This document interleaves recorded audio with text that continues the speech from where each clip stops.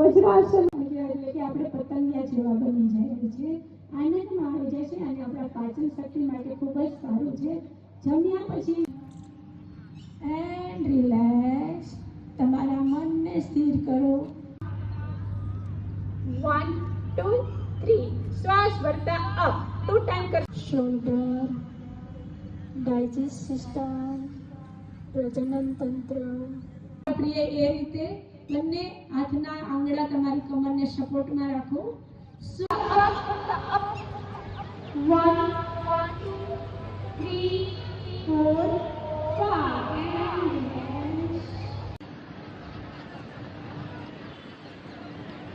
બંને હાથને પાછળની તરફ વાંચા કરો. આપણા હાથને નીચે લઈ આવો. તમારી આગળ દાઢી 2 ટાઈમ.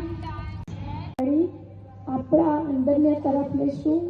લેફ્ટ પગને રાઈટ પગના પંજા સાથે જોડતા વાળીશું. ભદ્ર આસન. અમને આનાથી ખૂબ જ સારા ફાયદા થાય. સ્નાયુના દુખાવા માટે, શોલ્ડરના પ્રોબ્લેમ માટે, સર્વાઇકલ માટે ખૂબ જ ઉપયોગી આ અર્ધચક્રાસન છે.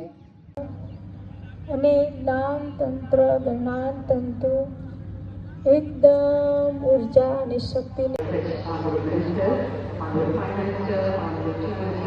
and all the degrees on the movement for the yoga session. આપણા જ્ઞાન ચાને એક્ટિવ કરો.